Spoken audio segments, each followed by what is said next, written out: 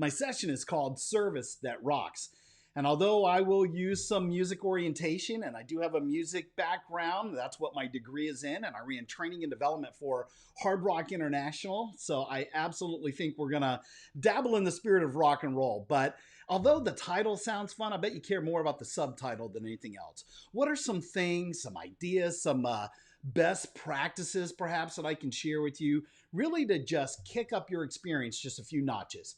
I bet you're already crushing it right now, but if you come with an open mind and you're honest with yourself, you probably want more. I mean, I'm wired that way. You give me any metric, I don't care what the metric is. If I'm winning the award every year, if I'm the lead dog, if I turned around and I had no competitors, I would still want more. I am hungry that way. So I'm guessing that there's probably a couple of real estate agents out there that are sort of in the same mindset. So what are some things that we can do, but also how can we sort of pivot a little bit in this new reality? Now I'm going to start right here with this mentality of the old iceberg. I use this analogy quite a bit, and I'm guessing that you probably already know that when you see an iceberg, I don't care how big that thing is, you know it's the smallest part of the iceberg, right? It's only like 10, 15%. That's it. The bulk of the thing, the mass, is actually below the surface. So when I use this analogy, as we do all the time in training and development, I think about the end result. I think about the byproduct. I think about the customer, the client, the consumer, the guest, what they experience. In our case, somebody's going to go buy a home. They're going to go sell a home. They have an experience when they come into contact with you or the brand, right? But there's a whole bunch of other stuff that happens below the surface that helps them decide where they're ultimately gonna purchase or why they're going to sell. Could be location, could be the surrounding amenities, could be the space and the layout and the living requirements, the price, of course.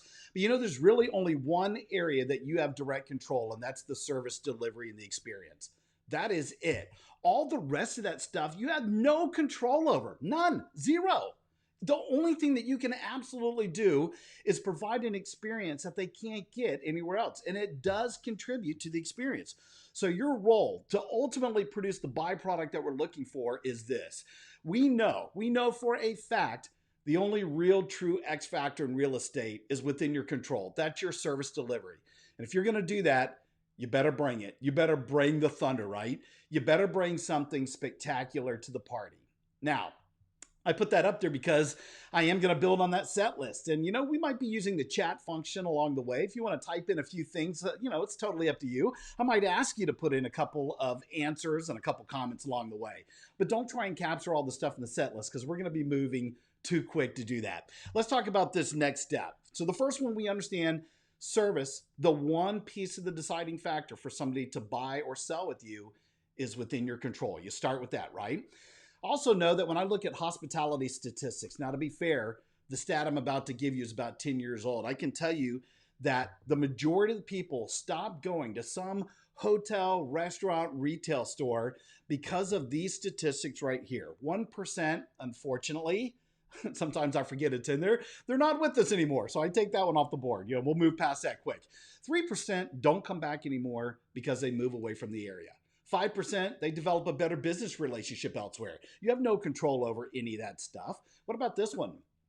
9% of the people stop going somewhere because of a conflict of interest, which I used to think was maybe it was, I work at this place and I can't go here because it's a competitor. No, doesn't really have anything to do with that. In fact, conflict of interest is conflict of your values. If somebody isn't serving vegan, if they're not recycling, if they don't, give back a portion of their proceeds to some philanthropic cause, whatever it is, that number is probably going to get higher. But it is a big number. 9% stop going somewhere because of that. Here come the big ones. 14% don't like the product anymore. And the big one, woof, the last one, 68% of the people stop going somewhere because of the way that they were treated, which is, by the way, the only one on that list, once again, that is within your control. Now, I use hospitality as a metric because that's the industry that I grew up in. But now Harris Interactive, who does this customer experience report every couple of years, they've now determined, as of 3 years ago actually, poor service now accounts for 89% across all industries. Well, look, they're one a couple clients now, right? Poor service, 89%. 9 out of 10 people stop going somewhere because of the way that they were treated. It's embarrassing. It is absolutely embarrassing, and it's within our control. So I'd like to think, since it's across all industries, it probably is like that in real estate as well.